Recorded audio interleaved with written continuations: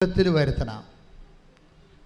അതിനാണ് നമ്മൾ ഉടമ്പടി ധ്യാനം കൂടുന്നത്.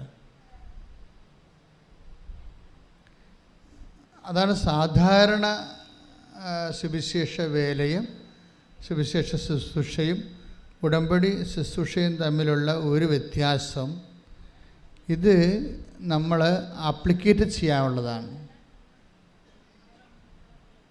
കാര്യം ഇത് ഉടമ്പടി ഒരു ആപ്ലിക്കേഷനാണ്. ഒരു കർത്താവ് നമുക്കറിയാം, ഉടമ്പടി ലക്ഷ്യം വെക്കുന്നത്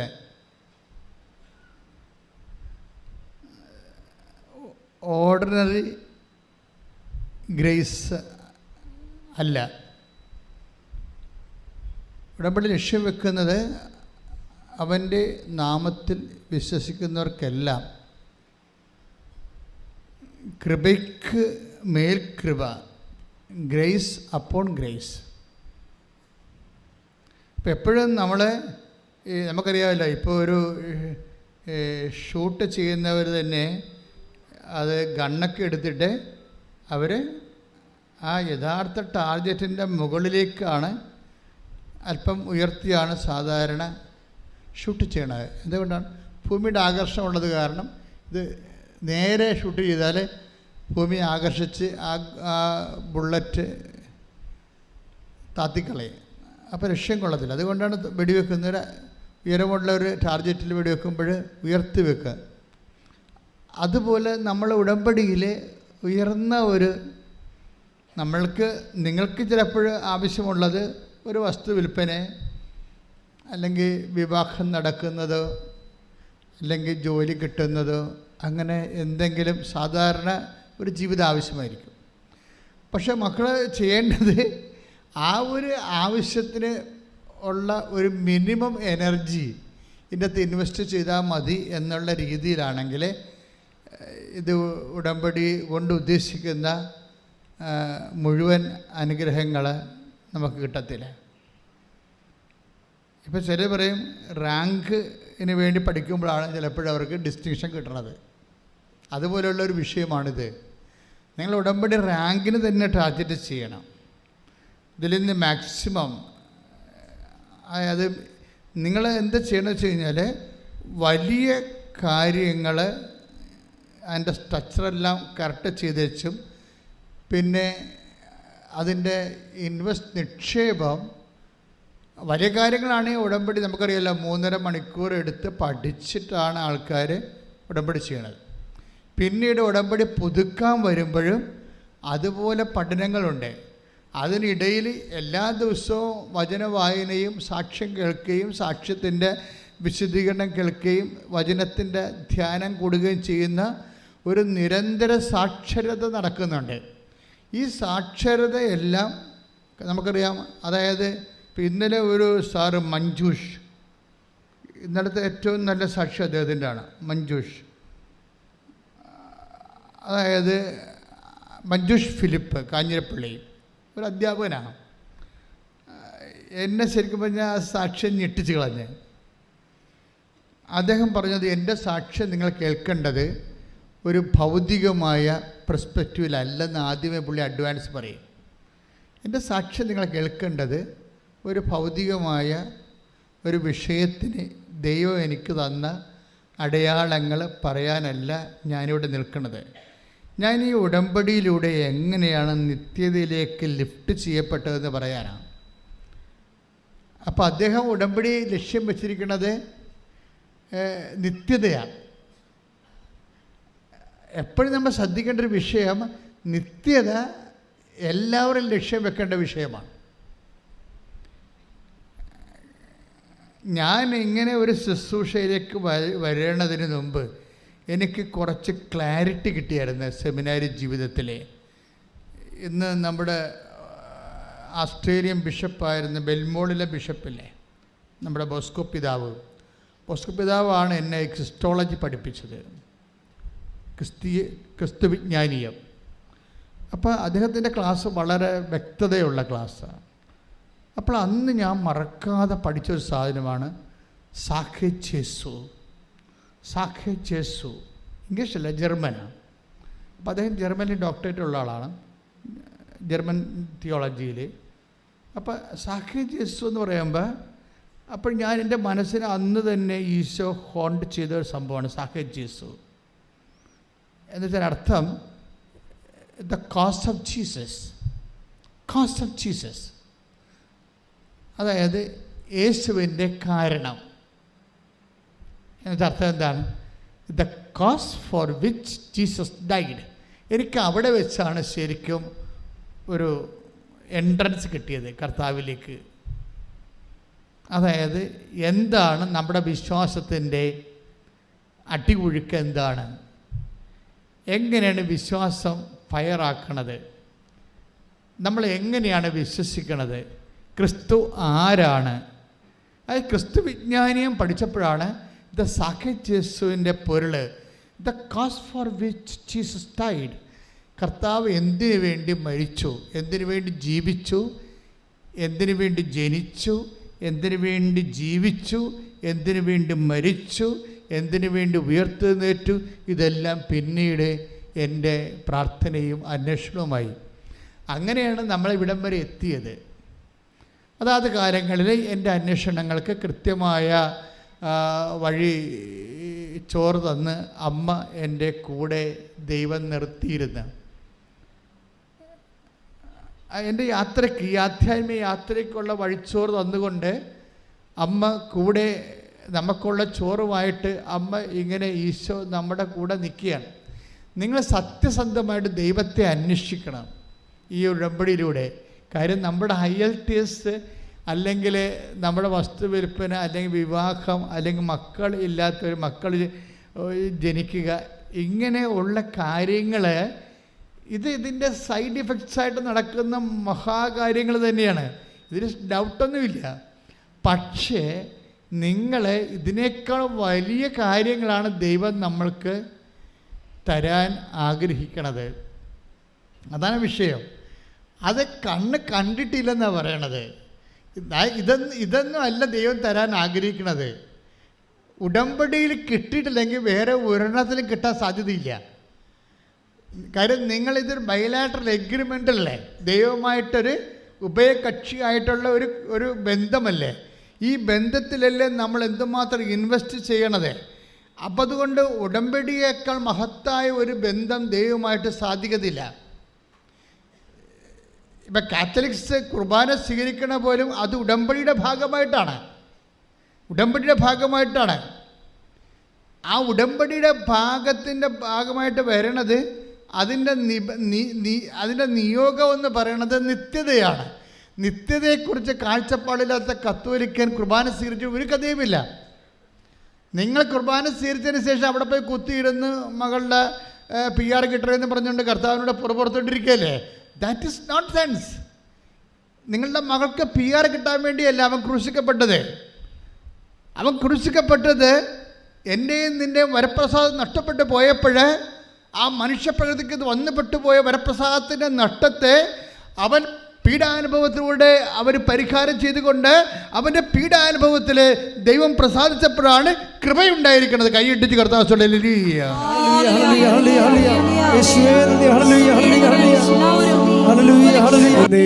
ആരാധനയും സ്തുതിയും പുകഴ്ചയും.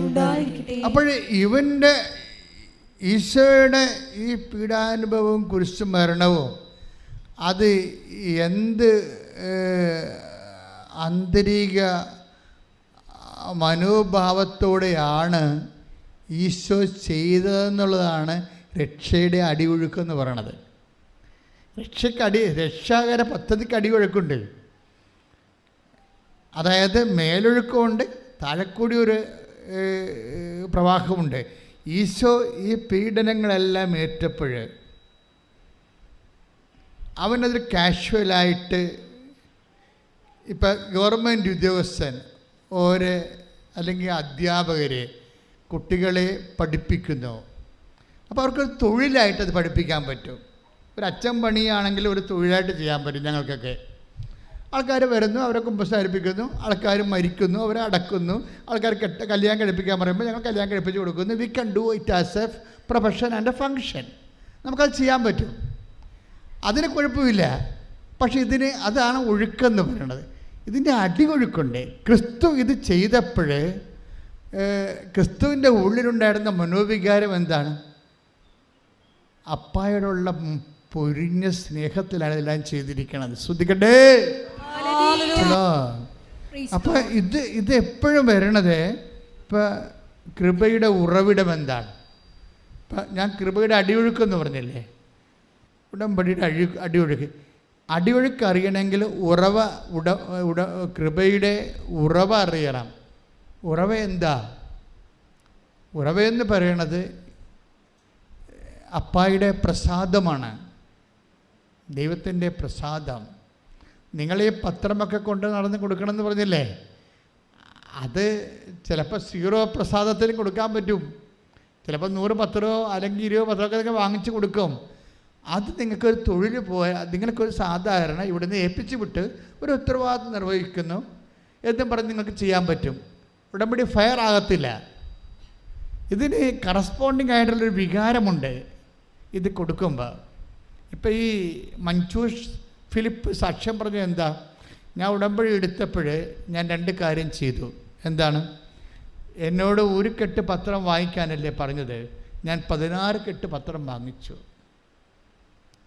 അങ്ങനെ 3 മാസവും 16 കെട്ട് വീതം മേടിച്ചു. ദാറ്റ് മീൻസ് അറൗണ്ട് 300 പത്രം കിട്ടും. ഈ 300 പത്രം വെച്ച് പുള്ളി 1000 പത്രമോടെ വാങ്ങിച്ചു. ഒരു മാസം ഈ ഉടമ്പടി പുതുക്കുന്നതിനുള്ളിൽ 1000 പത്രമാണ് വാങ്ങിച്ചത്. കാര്യം എന്താണ്? ഈ മാസം മുഴുവനും ദൈവം ഉടമ്പടി പരിശുദ്ധ അമ്മയിലൂടെ ഉടമ്പടി ചെയ്ത കാര്യങ്ങളാണ് പത്രത്തിലുള്ളത്. അതെങ്ങനെയാണ് ഉണ്ടാകുന്നതെന്നുള്ള പത്രത്തിൽ അതിൻ്റെ 10ാമത്തെ കുറിപ്പിലും അത് തന്നെയാണ് ഉള്ളത്. ഞാൻ എൻ്റെ വിൽപ്പത്രം എഴുതിയപ്പോൾ എൻ്റെ കാലശേഷം കൃപാസനം പത്രം ഏത് പേജിൽ എന്ത് മാറ്റർ വേണമെന്ന് വരെ എഴുതിയിട്ടുണ്ട്. കാര്യം എന്താണ്? ഇനി വരുന്ന ആൾക്കാർക്ക് അത് ബോധമില്ല എന്നുണ്ടെങ്കിൽ പിണറായി വിജയൻ ഇംഗ്ലണ്ടിൽ പോയ കാര്യം എഴുതി വെക്കും ചിലപ്പോൾ. അതോടുകൂടി കർത്താവ് സാധനം വരച്ചു ദൂരക്കളയും. അതാണ് വിഷയം, കാഴ്ചപ്പാടില്ലാത്ത. അതുകൊണ്ട് അതൊരു നിയമമാക്കിയിരിക്കുകയാണ്. എന്താണ്? ഈശോയെ കൈമാറാൻ വേണ്ടിയാണ് കൃപാസനം പത്രം. ഇപ്പം മഞ്ജൂഷ് ഫിലിപ്പിന് എന്താ സംഭവിച്ചിരിക്കുന്നത്? മഞ്ജൂഷ് ഫിലിപ്പിന് സംഭവിച്ചിരിക്കുന്നത് അയാൾക്ക് ആ ബോധം കിട്ടി, ഇത് കർത്താവിനെ കൈമാറാൻ വേണ്ടിയുള്ള കാര്യമാണെന്ന് മനസ്സിലായി. അപ്പോഴെന്ത് ചെയ്ത്? ആരും പറയാതെ അയാൾ 1000 കോപ്പി വാങ്ങിച്ചിട്ട് പ്രാർത്ഥനാപൂർവ്വം എല്ലാവർക്കും കൊണ്ടേ കൊടുത്ത്. ഒരു കാഞ്ഞിരപ്പള്ളിക്കാരൻ അധ്യാപകൻ ചെയ്യുന്ന പ്രേക്ഷിത പ്രവർത്തനമാണ്. എന്താ അതിൻ്റെ അകത്ത് ഉള്ളിൽ ഉദ്ദേശിക്കണമെന്നറിയാമോ? അത് ക്രിസ്തുവിനോടുള്ള സ്നേഹത്തിലാണ് ചെയ്യണത്. നിങ്ങൾ ഇപ്പോഴെന്താ പ്രോബ്ലം? ചില ആൾക്കാർക്ക് ഉടമ്പടി അത് ശരിയായില്ലല്ലോ എന്നൊക്കെ പറഞ്ഞ് ചില ആൾക്കാർ എൻ്റെ അടുത്ത് വരും. അപ്പോൾ എൻ്റെ പ്രശ്നം വെച്ച് കഴിഞ്ഞാൽ ഇവർ ഒരു പണ്ടത്തെ ഈ അമ്മാമ്മമാരുടെയൊക്കെ ഭാഷ പറഞ്ഞാൽ ഉറുപറഞ്ചികൾ എന്ന് പറഞ്ഞ സാധനമുണ്ട്. ആലപ്പുഴത്തെ ഒരു ഗ്രാമ്യ ഭാഷയാണ് ഉറുപറഞ്ച് എന്ന് വെച്ചാൽ ഒന്നും മുതലാകാത്ത ആൾക്കാർ. അവരെപ്പോഴും അവരുടെ വിഷയം മാത്രം ആയില്ലല്ലോ എന്ന് പറഞ്ഞ് മോന്തം കയറ്റി നടക്കും, കരഞ്ഞു കൂപ്പി നടക്കും. ഒന്നും നടക്കത്തില്ല. നിങ്ങൾ ദൈവത്തെ നിങ്ങളെ മാത്രം സ്നേഹിച്ചുകൊണ്ട് ഉടമ്പടിയിൽ ജീവിക്കാൻ പറ്റത്തില്ല. ഉടമ്പടി ഉഭയകക്ഷിയാണ്. അത് ദൈവത്തോട് സ്നേഹമുള്ള മനുഷ്യർ അവരുടെ ജീവിതത്തിൻ്റെ അവസ്ഥകളെ അവഗണിച്ചുകൊണ്ട് ദൈവമായിട്ട് ഒരു ഉടമ്പടി ചെയ്ത് ജീവിക്കുന്ന ആൾക്കാരുടെ എണ്ണം ഇന്ന് കൂടുതലാണ്. കാര്യം എന്താണ്? ദൈവത്തിൻ്റെ സന്നിധിയിൽ നിന്ന് പോകാതിരിക്കാനും ദൈവത്തിൻ്റെ സ്നേഹത്തിൽ നിലനിൽക്കാനും അത് സത്യസന്ധമായിരിക്കാനും വിശ്വസ്തമായിരിക്കാനും വേണ്ടിയാണ് ശരിക്കും നമ്മൾ ഈ വിഷയത്തിൽ ദൈവത്തെ സ്നേഹിക്കുന്നത്. അപ്പം അതുകൊണ്ട് തന്നെ പ്രാർത്ഥിക്കുക, കർത്താവായ ദൈവമേ, ദൈവസ്നേഹത്തോടെ ഉടമ്പടി വിശേഷങ്ങൾ ചെയ്യാൻ ശുശ്രൂഷകൾ ചെയ്യാൻ എന്നെ അനുഗ്രഹിക്കണമേ. അപ്പോൾ എന്താ നമ്മൾ പ്രാർത്ഥിച്ചത്? ഉടമ്പടി ചെയ്യുന്നവരെ ദൈവസ്നേഹത്തോടെ ചെയ്യണം. അങ്ങനെ ദൈവസ്നേഹത്തോടെയാണ് ചെയ്യുമ്പോൾ എന്താ സംഭവിക്കുന്നത്? ദൈവസ്നേഹത്തോടെ ചെയ്യുമ്പോൾ ഇതാ ഞാൻ തിരഞ്ഞെടുത്ത എൻ്റെ ദാസൻ പറഞ്ഞ് ഞാൻ തിരഞ്ഞെടുത്ത എൻ്റെ ദാസൻ, എൻ്റെ ആത്മാവ് പ്രസാദിച്ച എൻ്റെ പ്രിയപ്പെട്ടവൻ. അതാണ് കൃപയുടെ സ്രോതസ് എന്ന് പറയുന്നത്. അവിടെ നിന്നാണ് കൃപ പൊട്ടി ഒഴുകണത്. എന്ത് ചെയ്യണം? ഇതാ ഞാൻ തിരഞ്ഞെടുത്ത എൻ്റെ ദാസൻ പറഞ്ഞ് മത്തായി ശ്ലീഹായുടെ സുവിശേഷത്തിലെ 12:18 എന്താ പറയണത്? ഇതാ ഞാൻ തിരഞ്ഞെടുത്ത എൻ്റെ ദാസൻ. അപ്പോഴേ എന്നാ സംഭവിക്കും? എൻ്റെ ആത്മാവ് പ്രസാദിച്ച എൻ്റെ പ്രിയപ്പെട്ടവൻ. ഈ ആത്മാവിൻ്റെ പ്രസാദമാണ് ഫയറിങ് എന്ന് പറയുന്നത്. ഇപ്പം ഞാൻ എപ്പോഴും പറയാം, ഇപ്പം എനിക്ക് ഇമെയിലൊക്കെ കിടപ്പുണ്ട് ആൾക്കാർ കമൻറ്റ് ചെയ്യുന്നവർ, പിന്നെ വാട്സപ്പിൽ കമൻറ്റ് ചെയ്യും, യൂട്യൂബിൽ കമൻറ്റ് ചെയ്യുന്നവർ ഉടമ്പടി ഫയറായെന്ന് തന്നെയാണ് പറയണത്. ഉടമ്പടി ഫയറാകുക എന്ന് വെച്ചതിൻ്റെ അർത്ഥം എന്ന് വെച്ച് കഴിഞ്ഞാൽ ദൈവത്തിൻ്റെ ആത്മാവ് പ്രസാദിക്കുകയാണ്. അപ്പം നിങ്ങൾ ഇവിടുന്ന് ഇറങ്ങിപ്പോകുമ്പോൾ അല്ലെങ്കിൽ ഉടമ്പടി ധ്യാനം കൂടിക്കഴിയുമ്പോൾ നിങ്ങൾ ചിന്തിക്കേണ്ടത് ഇന്ന് ഉടമ്പടി ഫയറാക്കണം. ഞാനതുകൊണ്ട് ദൈവത്തിൻ്റെ ആത്മാവിനെ പ്രസാദിപ്പിക്കും. പറഞ്ഞേ. നമ്പർ 1 എന്താണ്? അപ്പായുടെ മനസ്സ് പ്രസാദാത്മകമാകണം. അതിനെന്ത് ചെയ്യണം? ദൈവസ്നേഹത്തോടെ വേണം ഉടമ്പടിയുടെ ഓരോ കാര്യങ്ങളും അനുഷ്ഠിക്കാനും ആചരിക്കാനും. ക്ലിയർ അല്ലേ? അല്ല നിങ്ങൾ രാവിലെ ഒരു മെക്കാനിസം, ഒരു യന്ത്രം പോലെ എഴുന്നേറ്റ് ഒരു തിരി കത്തിച്ച് കുറച്ച് പ്രാർത്ഥനയൊക്കെ ചൊല്ലി നിങ്ങളുടെ ജോലിക്ക് പോയി, അതുപോലെ തന്നെ വൈകുന്നേരം വന്ന് ഒരു തിരി കത്തിച്ച് പ്രാർത്ഥന. അപ്പോൾ ഈ വൈകുന്നേരം രാവിലെയും തിരി കത്തിച്ച് ഉള്ള പ്രാർത്ഥന മാത്രമല്ല ഉടമ്പടി. ആ പ്രാർത്ഥന എല്ലാം കൊണ്ട് നിങ്ങൾ പ്രാർത്ഥിച്ചാലും 30% നമുക്ക് റിട്ടേൺസ് വരണത്. ഞാൻ എപ്പോഴും പറയുന്ന. പക്ഷെ ബാക്കി 70% ഉണ്ടല്ലോ. ബാക്കി 70% വരണത് എന്താണ് വരണത്? അതിൻ്റെ അകത്ത് പ്രയോഗങ്ങളുണ്ട്, പ്രഖ്യാപനങ്ങളുണ്ട്. ഇപ്പം വിശ്വാസമാണല്ലോ നമ്മൾ പ്രകടിപ്പിക്കുന്നത്. ഈ വിശ്വാസം പ്രകടിപ്പിക്കുമ്പോൾ ഈ പ്രകടനം പ്രാർത്ഥനയായിട്ടുണ്ട്, പ്രഖ്യാപനമായിട്ടുണ്ട്, പ്രയോഗമായിട്ടുണ്ട്. ഇതെല്ലാം കത്തിക്കണത് എന്താണ്? ദൈവസ്നേഹമാണ് കത്തിക്കണത്. മനസ്സിലായില്ലേ? ദൈവസ്നേഹമാണ് ഇതിലെ. ഞാനൊരു കാര്യം പറയും. ഇപ്പോൾ ഒരു വയറ്, ഇപ്പോൾ വയറിലൂടെ നമ്മുടെ ഒരു ഇൻസുലേറ്റഡ് ആയ വയറ്, അതിനകത്ത് കൂടി ചെമ്പ് കമ്പി പോകുന്നു. ഇത് ഇങ്ങനെ വയർ ചെയ്തിട്ടത് കൊണ്ട് മാത്രം നമുക്ക് കറണ്ട് കിട്ടുമോ? അത് നിങ്ങൾ പറ. വയറിങ് കഴിഞ്ഞത് കൊണ്ട് കറണ്ട് കിട്ടുമോ? ഇല്ല. അതിൻ്റെ അകത്തുകൂടി ഇലക്ട്രോണിക്സ് പായിക്കണം. ഇലക്ട്രോണിക്സ് അതിൻ്റെ അകത്ത് കൂടി പായിക്കണം, കണക്ഷൻ എടുക്കണം. അപ്പോഴേ ഇതിനകത്ത് വരുന്ന ആ വയറും, ഇൻസുലേറ്റഡ് ആയ വയറും അതിനകത്തുള്ള ചെമ്പ് കമ്പിയും ഇൻഫ്രാസ്ട്രക്ചറാണ്. എന്തിൻ്റെ ഇൻഫ്രാസ്ട്രക്ചർ? ഈ ഇലക്ട്രോണിക്സ് പായിക്കാനുള്ള, ദൈവസ്നേഹത്തെ നമുക്ക് പ്രകടിപ്പിക്കാനുള്ള ഇൻഫ്രാസ്ട്രക്ചറായിട്ടാണ് വിശ്വാസം വരണത്. വിശ്വാസം ഇപ്പോൾ അവരെല്ലാവരും തൊടുന്നവരെല്ലാവരും അവരെ രക്തസ്രാവക്കാർ പോലും കർത്താവിൻ്റെ വസ്ത്രത്തിന് വെളുപ്പിൽ തൊട്ടെന്ന് പറഞ്ഞു കഴിഞ്ഞാൽ അതിനകത്ത് വരുന്ന വിഷയം ആ വിശ്വാസത്തിൽ തന്നെയാണ്. അതിൻ്റെ അകത്ത് ഇപ്പം നമ്മൾ പണ്ട് ലാമ്പ് സ്കൂട്ടറൊക്കെ ഓടിക്കുമ്പോൾ എൻജിൻ ഓയിൽ വേറെ, പെട്രോൾ വേറെ ഒഴിക്കും, ഇല്ലേ? സാധാരണ ഇപ്പോൾ രണ്ടും കൂടി മിക്സ് ചെയ്താണ് ഒഴിക്കണത്. അപ്പോൾ അതുപോലെ ഉണ്ടാകുന്ന വ്യത്യാസങ്ങൾ വരുന്നുണ്ട്. ചില വണ്ടികളിൽ ഇത് പ്രത്യേകം ഒഴിക്കത്തില്ല, മിക്സ് ചെയ്ത് ഒഴിക്കും എന്ന് പറഞ്ഞ പോലെ തന്നെയാണ് നമ്മൾ ഈ ഇലക്ട്രോണിക്സ് എന്ന് പറയുന്ന സംഭവം, ഇലക്ട്രിസിറ്റിയുടെ പ്രവാഹം. ഈ പ്രവാഹമാണ് ദൈവസ്നേഹമെന്ന് പറയണത്. അതിൻ്റെ ഈ ദൈവസ്നേഹം പായിച്ചു വിടാനുള്ള, ദൈവത്തിലേക്ക് കൊടുക്കാനുള്ള ഇൻഫ്രാസ്ട്രക്ചർ, ഭൗതിക സാഹചര്യമായിട്ടാണ് ഈ വയറിങ് പോലുള്ള വിശ്വാസം വരണത്. അപ്പോൾ നിങ്ങൾ പറയും വിശ്വാസമാണ് എല്ലാം എന്ന് പറയരുത്. ദൈവസ്നേഹമാണ് എല്ലാം. കൈയടിച്ച് കർത്താൻ. ദൈവസ്നേഹം ഉണ്ടോ ഇല്ലയോ എന്ന് എങ്ങനെ അറിയാൻ പറ്റും? ഇപ്പം ഞാൻ ഇപ്പോൾ പറഞ്ഞില്ലേ, വിശ്വാസമല്ല എല്ലാം, അത് ഇൻഫ്രാസ്ട്രക്ചർ മാത്രമാണ്, വയറിങ് മാത്രമാണ്. അതിൻ്റെ കടലിലുള്ള ചെമ്പ് കമ്പിയാണ് ഈ വിശ്വാസം എന്ന് പറയുന്നത്. കണക്ഷനാണത്. വിശ്വാസം കണക്ഷനാണ്.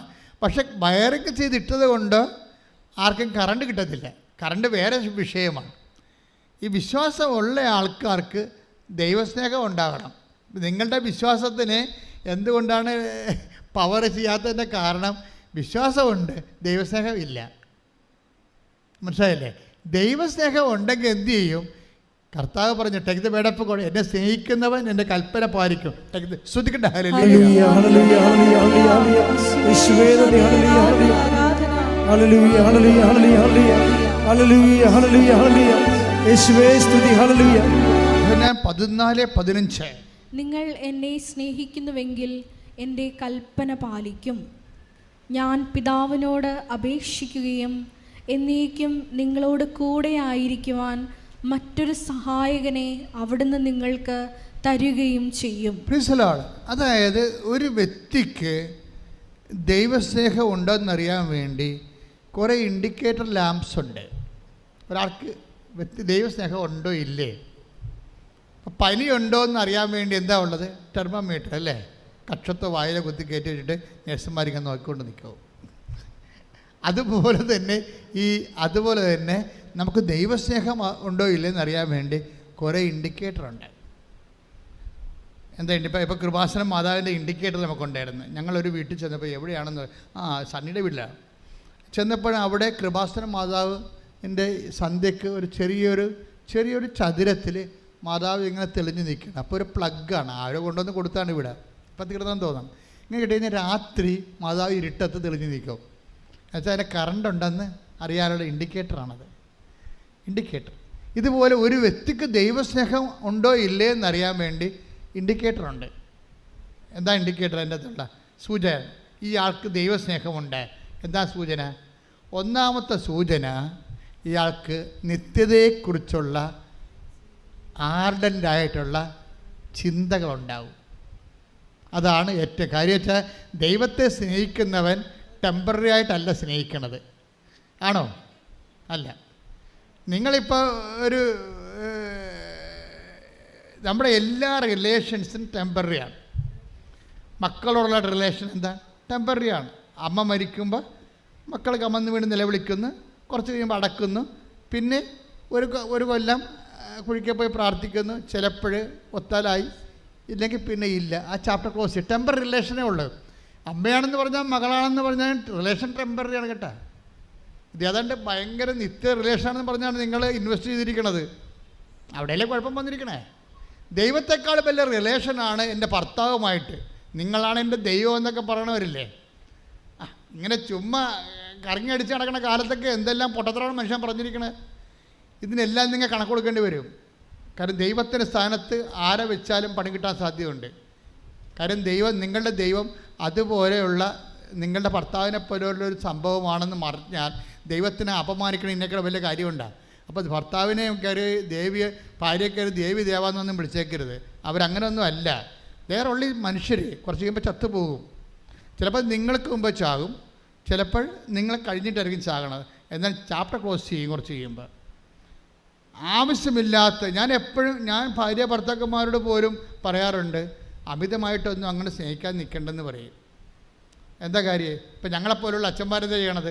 നിങ്ങൾ ഭാര്യ ഭർത്താക്കന്മാരൊക്കെ സ്നേഹിച്ച് ഭംഗിയായിട്ട് കുഞ്ഞുങ്ങളെ കൂടി ജീവിക്കാനല്ലേ ഞങ്ങളൊക്കെ ആഗ്രഹിക്കത്തുള്ളൂ. പക്ഷേ ഞാൻ പറയും, ഒത്തിരി അങ്ങോട്ട് സ്നേഹിക്കേണ്ട കാര്യം ഒരു 70% സ്നേഹം കൊടുത്താൽ മതി. എന്താ കാര്യം? ഈ സാധനം കയ്യിൽ നിന്ന് പോകും. കയ്യിൽ നിന്ന് പോകുമ്പോൾ അപ്പം കിടന്ന് നിങ്ങളെ പോയി നിലവിളിച്ചിട്ട് ബോധം കെട്ട് പിന്നിട്ട കാര്യമൊന്നുമില്ല, പോയത് പോയി. അപ്പം നമുക്ക് ഇന്നല്ലെങ്കിൽ നാളെ ദൈവത്തിനെങ്കിൽ കേൾപ്പിക്കാൻ പറ്റും എന്നുള്ള ബോധത്തിൽ വേണം ഭർത്താവിനെയും ഭാര്യനെയും സ്നേഹിക്കാൻ, മക്കളെ സ്നേഹിക്കാനും. ഒന്നാം സ്ഥാനം ദൈവത്തിന് കൊടുക്കണം. അത് നിങ്ങൾ ഉറപ്പ് വരുത്തണം. നിങ്ങൾ നിത്യതയെ സ്നേഹിക്കുന്നുണ്ടെങ്കിൽ ഒന്നാം സ്ഥാനം ദൈവത്തിനായിരിക്കും. ഇപ്പം മഞ്ജുഷ് സാറ് എന്താ പറയണത്? ഞങ്ങൾ ഉടമ്പടി എടുത്തപ്പോൾ ഭാര്യയും ഭർത്താവും തമ്മിലുള്ള ഞങ്ങളുടെ വീട്ടിലുള്ള എല്ലാ വിനോദങ്ങളും അവസാനിപ്പിച്ചു. എന്താ നമ്മൾ പറയണത്? ഞങ്ങളുടെ റിലേഷൻസ് എല്ലാം അവസാനിപ്പിച്ചു. കുറച്ച് നാൾ ദൈവമായിട്ട് ജീവിക്കാൻ തീരുമാനം. എന്ത് സത്യസന്ധമായിട്ടാണ് വിഷയം സീരിയസ് ആയിട്ട് ആൾക്കാർ എടുക്കണതേ. നല്ല എഡ്യൂക്കേറ്റഡ് ഓഡിയൻസ് എല്ലാം ഇപ്പോൾ ഓടിയപ്പോൾ എടുത്തിട്ടുണ്ട്. അതെന്താ കാര്യം? അവർക്ക് ഇതിനെക്കുറിച്ച് ഇതിൻ്റെ ക്ലാസ് കേട്ടപ്പോൾ അവർക്ക് മനസ്സിലായി ഇത് സംഭവം പക്ക സ്ക്രിപ്ചറലാണ്. തന്നെ ഇത് ആക്ടിവേറ്റ് ചെയ്താൽ, ഇതിൻ്റെ മാത്തമാറ്റിക്സ് കറക്റ്റായിട്ട് കീപ്പ് ചെയ്താൽ ഇത് ഓട്ടോമാറ്റിക്കായിട്ട് ഫയർ ആകും. ഇതിൽ നമുക്ക് അംബിഗിറ്റി ഒന്നുമില്ല. എന്താണ് നടക്കുമോ നടന്നാൽ കൊള്ളാം, നടന്നാലായി. അങ്ങനെ ഒരു സംഭവമില്ല. ഇത് നടന്നില്ല പിന്നെ ഒന്നും നടക്കത്തില്ല. അതാണ് സംഭവം. ഇത് നടന്നില്ലെങ്കിൽ കാര്യം ഒന്നും നടക്കത്തില്ല. അത്ര കണ്ട് പെർഫെക്റ്റ് ഫോർമുലയാണ്. അതുകൊണ്ടാണ് ഞാൻ നിങ്ങളോട് എന്താ പറയണത്, നിങ്ങൾ ഗ്രേസ് അപ്പോൺ ഗ്രേസ് ആണ് നമ്മുടെ ലക്ഷ്യം. ഗ്രേസ് അല്ല, കൃപ മാത്രമല്ല. കൃപയ്ക്ക് ഉടമ്പടി എടുക്കേണ്ട ഒരു കാര്യമില്ല. ഉടമ്പടി ജീവിക്കുന്നത് അപ്പോൺ ഗ്രേസ് ആണ്. Take the word of God. യോഹന്നാൻ 1:16. വായിച്ചോളൂ. അവന്റെ പൂർണ്ണതയിൽ നിന്ന് അവന്റെ പൂർണ്ണതയിൽ നിന്ന് നാം എല്ലാം കൃപയ്ക്ക് മേൽ കൃപ സ്വീകരിച്ചിരിക്കുന്നു. അപ്പം നമ്മളെ സംബന്ധിച്ച് നമ്മുടെ ഒക്കേഷൻ ദൈവ വിളിയെന്ന് പറഞ്ഞാൽ എന്താണ്? ഈ മേൽകൃപയുടെ സ്വീകരണമാണ്. അതിനാണ് ഈ ഉടമ്പടിയുടെ ഡിസൈൻ ചെയ്തിരിക്കുന്നത്. ചന്ദ്രയാൻ പോലെ തന്നെ സമുദ്രയാൻ വരുന്നുണ്ട്. ചന്ദ്രയാൻ പോലെ തന്നെ ഇപ്പം 400 മീറ്റർ അല്ലെങ്കിൽ 4 കിലോമീറ്ററാണ് നമ്മുടെ ടൈറ്റാനിക് തിരക്കി പോയത്. അന്നേരം അവർ സമുദ്രത്തിൻ്റെ മർദ്ദം കൊണ്ട് ആ സമുദ്രയാനം പൊട്ടിപ്പോയി. പക്ഷേ ഇന്ത്യ വിക്ഷേപിക്കാൻ പോണത് 6 കിലോമീറ്റർ താഴെപ്പുള്ള സംഭവമാണ്. 6 കിലോമീറ്റർ സമുദ്രയാൻ പദ്ധതി. ഇപ്പം സൂര്യയാൻ ഇന്നലെ പോയി, ഇനിയിപ്പോൾ സമുദ്രയാൻ വരുന്നു. അപ്പം ഇങ്ങനെ നാട് തിളങ്ങുകയാണ് നമ്മുടെ. എനിക്ക് ഭയങ്കര ഇഷ്ടമാണ് ഇതൊക്കെ കേൾക്കുമ്പോൾ. എന്താ കാര്യം വെച്ച് കഴിഞ്ഞാൽ ഇന്ത്യക്കാരന് ഒരു അഭിമാനമുണ്ട്. ഏത് രാജ്യത്ത് ചെന്നാലും നമ്മൾ ചുമ്മാ കച്ചറ ആൾക്കാരല്ല. നമ്മുടെ മുമ്പിൽ സെല്യൂട്ട് ചെയ്യുന്ന ഒരു കാലം ഉണ്ടാവും. ലോകം കൈയിട്ടിച്ച് കർത്താവ് പരിശുദ്ധ പരമ ദിവ്യകാരുണ്യത്തിന് പരിശുദ്ധ പരമ ദിവ്യകാരുണ്യത്തിന് പരിശുദ്ധ പരമ ദിവ്യകാരുണ്യത്തിന്. അപ്പോഴേ ഇതിൻ്റെ ഒരു ടെക്നോളജി, ഒരു സാങ്കേതിക വിദ്യ എന്ന് പറയുന്നത്, ആദ്യം നിങ്ങളെ ദൈവത്തെ പ്രസാദിപ്പിക്കുന്ന രീതിയിൽ നിങ്ങളുടെ ദൈവസ്നേഹത്തെ വർദ്ധിപ്പിക്കണം. ദൈവസ്നേഹത്തെ വർദ്ധിപ്പിക്കാതെ ഈ ഉടമ്പടി അതിൻ്റെ ഫുള്ളായിട്ട് ഫ്ലഡ്ജിൽ വരത്തില്ല. ഉടമ്പടി ഫെയർ ആകും. അത് നമ്മളെ ഉദ്ദേശിക്കുന്നത് എന്താണ്? മേൽകൃപയാണ്. യോഹന്നാൻ്റെ സുവിശേഷത്തിൽ പറയുന്ന grace upon grace. Upon grace എന്ന് പറയുമ്പോൾ എന്താ പ്രശ്നം വെച്ച് കഴിഞ്ഞാൽ, ഇപ്പം ഗ്രേസ് കൃപ എന്ന് പറയുന്നത് അച്ഛൻ നേരത്തെ പറഞ്ഞിട്ടുണ്ട്. എന്താണ്? It's A power of God. 2 Corinthians 12:9 എന്താണ്? പവർ ഓഫ് ഗോഡാണ്, ദൈവത്തിൻ്റെ പവറാണ്. അപ്പോൾ ഈശോ തൻ്റെ പീഡാനുഭവത്തിലൂടെ, കുരിശുമരണത്തിലൂടെ, പിതാവിനെ മഹത്വപ്പെടുത്തിയതിലൂടെ, പിതാവിൻ്റെ മഹത്വം, ഏകജാതിൻ്റെ മഹത്വം രക്ഷാകര നടപടികളിലൂടെ അത് 10 മടങ്ങായിട്ട് വർദ്ധിക്കപ്പെട്ടപ്പോൾ വലിയൊരു കൃപയുടെ പവർ ഫീൽഡ് ക്രിയേറ്റ് ചെയ്തിരിക്കുകയാണ്. ഇവിടെ നിന്നാണ് നമ്മൾ ടാപ്പ് ചെയ്യണത്. ഇത് ടാപ്പ് ചെയ്യാൻ പറ്റിയ ഏറ്റവും ബെസ്റ്റ് സോഫ്റ്റ്വെയറാണ് ഇപ്പോൾ നമ്മൾ ഉടമ്പടിയിൽ ഉപയോഗിക്കുന്നത്. അതുകൊണ്ടാണ് ഇതിനകത്ത് ഓരോ അംശവും ടെക്നിക്കലായിട്ട് നിങ്ങൾ ടെക്നിക്കലായിട്ട് പഠിക്കണം എന്ന് പറയുന്നത്. ആദ്യമേ തുടങ്ങേണ്ടത് തന്നെ ദൈവസ്നേഹത്തിൽ ഓരോ ആഴ്ചയിൽ നിങ്ങളൊന്ന് നോക്കണം. ഇൻഡിക്കേറ്ററാണ്. എന്താണ്? നിങ്ങൾക്ക് ദൈവസ്നേഹമുണ്ടെങ്കിൽ എന്താണ്? നിത്യതയെക്കുറിച്ച് ആ വ്യക്തി ചിന്തിക്കും. എല്ലാ ദിവസവും നിത്യതയെക്കുറിച്ച് നിങ്ങൾക്ക് ചിന്തയില്ല. ചുമ്മാ കാനഡയിൽ പോയി പുട്ടടിച്ചാൽ മാത്രം മതിയെന്ന് ചിന്തിക്കണമെങ്കിൽ നിങ്ങൾക്ക് ദൈവസ്നേഹമില്ല. മനസ്സിലായില്ലേ? നിത്യതയെക്കുറിച്ച് ചിന്തയില്ല. IELTS പാസ്സായി കാനഡയിൽ പോയി പുട്ടടിക്കണം എന്ന് മാത്രമേ ഉള്ളൂ. കാനഡ UK ഓസ്ട്രേലിയ എന്ന് പത്രം പറഞ്ഞാൽ നിങ്ങൾക്ക് ദൈവസ്നേഹമില്ല. I know you have no love of God. Take the bed of God. സ്തുതിക്കട്ടെ. ഹല്ലേലൂയ. യോഹന്നാൻ 5:42 എനിക്ക് നിങ്ങളെ അറിയാം. എങ്ങനെയുണ്ട് പരിപാടി? കേട്ടില്ലേ? പണി പാലും വെള്ളത്തിൽ വരുന്നുണ്ട്. പറഞ്ഞ നിങ്ങളിൽ ദൈവസ്നേഹമില്ല. അതാണ് പ്രശ്നം. എങ്ങാനും അങ്ങനെ ഒരു നോട്ട് പച്ച മഷി ചുവപ്പ് മഷി കിട്ടാൻ നിങ്ങളുടെ ഉടമ്പടി കുളമാവും. I know you have no love of God. കേട്ടില്ലേ? യോഹന്നാൻ 5:42 എന്താ പറയണത്? ഈശോ പറഞ്ഞ വാക്കാ. ഐ നോ യു, എനിക്ക് നിങ്ങളെ അറിയാം. നിങ്ങൾക്ക് എന്തില്ല? ആരോഗ്യമില്ല, കണ്ണില്ല, കാഴ്ചയില്ല, മുടന്തില്ല, ആവതില്ല, അതൊക്കെ എന്തെങ്കിലും ഇല്ലെങ്കിൽ കർത്താവ് പരിഹരിക്കും. പക്ഷേ പരിഹരിക്കാൻ പറ്റാത്ത നമ്മൾ തന്നെ പരിഹരിക്കേണ്ട സംഭവമുണ്ട്. എന്താണത്? I know you have no love of God. എനിക്ക് നിങ്ങളെ അറിയാം. നിങ്ങൾക്ക് ഒന്ന് പറഞ്ഞേ, എനിക്ക് നിങ്ങളെ അറിയാം. യോഹന്നാൻ 5:42 എനിക്ക് നിങ്ങളെ അറിയാം, എനിക്ക് നിങ്ങളെ അറിയാം, നിങ്ങൾക്ക് ദൈവസ്നേഹമില്ല. കർത്താവേ, ഞാൻ ഉടമ്പടി 5 പുതുക്കിയതാണ്. അപ്പം കർത്താവ് പറയും, എനിക്ക് നിങ്ങളെ അറിയാം, 10 പുതുക്കിയാലും നിങ്ങൾ രക്ഷപ്പെടത്തില്ല, കാരണം നിങ്ങൾക്ക് ദൈവസ്നേഹമില്ല. പ്രാർത്ഥിക്കുക, കർത്താവായ ദൈവമേ, ഉടമ്പടിയെ ഫയറാക്കുന്ന ദൈവസ്നേഹത്താൽ എന്നെ അഭിഷേകം ചെയ്യണമേ.